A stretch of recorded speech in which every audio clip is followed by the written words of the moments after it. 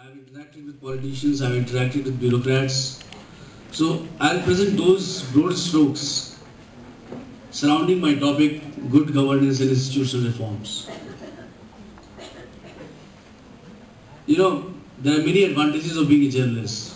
You can tell people do this, nobody would mind. You can be expert of anything, after this I'm going to IBM 7 to be a political analyst there, analyze Delhi elections. So we can speak on anything and nobody will mind because we are journalists. We don't know what is our expertise. I have also written a book called Narendra Modi, the Game Changer. My publisher says this is the best-selling book on Narendra Modi. Two-thirds of that.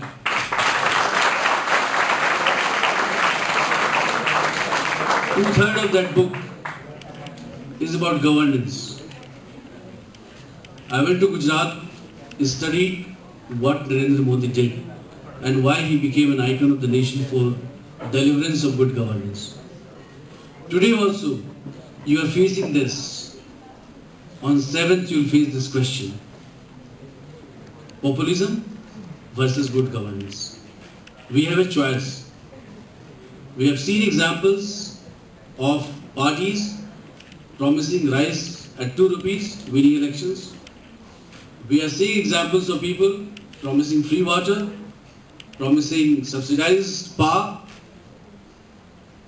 and probably providing everything which a voter would want as bribe, as an incentive to vote.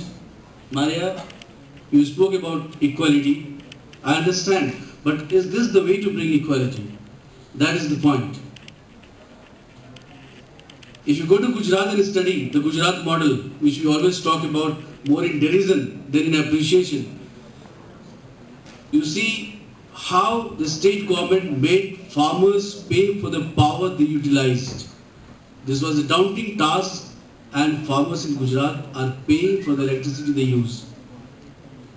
We have to graduate to that level where people demand good services and are ready to pay.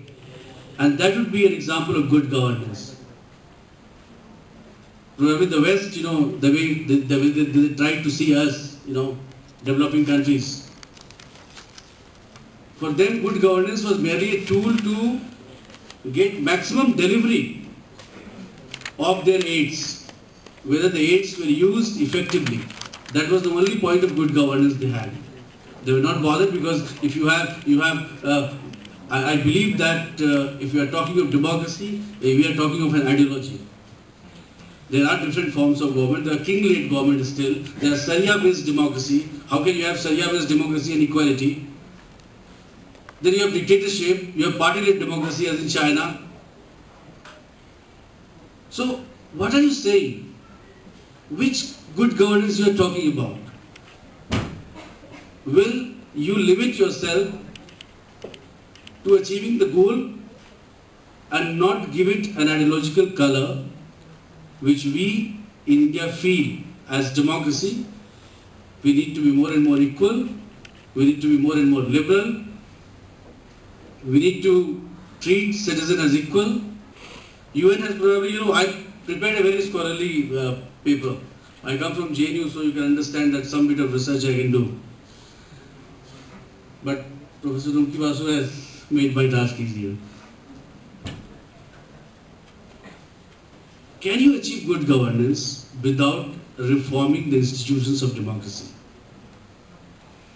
From my practice, I believe that the system has been hijacked, completely hijacked by the elites, whether they are political elites, whether they are bureaucratic elites, whether they are business elites, and they would not allow the system to change.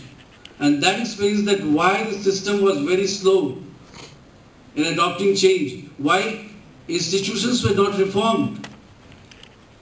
I have interacted with the bureaucrats, how policy making used to be done. If you have seen the movie Guru, you would come to know how, reduction in excise duty of polymers can benefit a particular company. They can pay a bribe of 500 crore and can make 5,000 crore of profit just out of one government decision.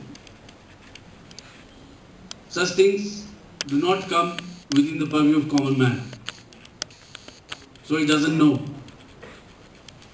The Western interests were there political vested interests, high-level corruption, which did not allow policy making to take shape as they should have been.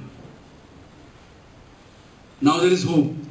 Hope because everybody is talking good governance has become a cliche now. Everybody is talking of good governance. Thankfully,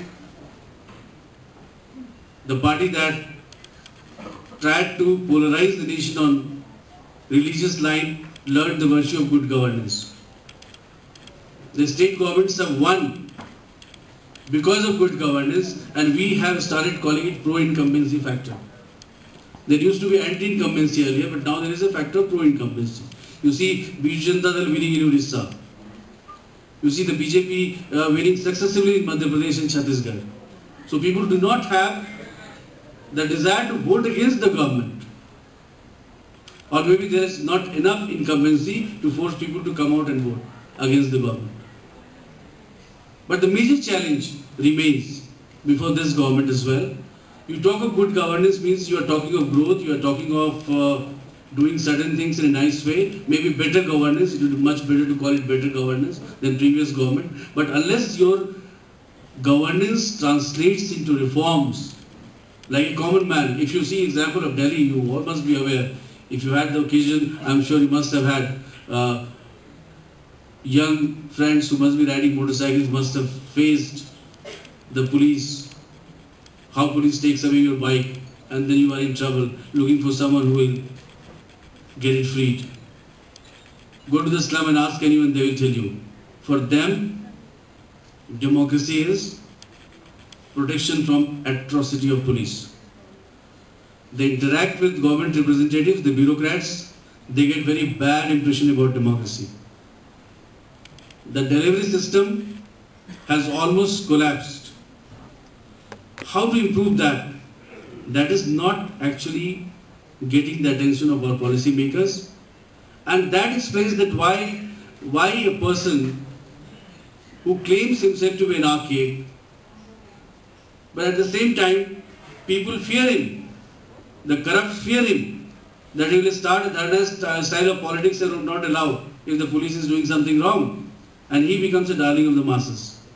Because institutional reforms have to take place, good governance in the long run to the common man cannot come without these institutional reforms. I'd like to end here, and if I have excited enough opinion, I would love to answer questions raised by you people. Thank you very much. Thank you.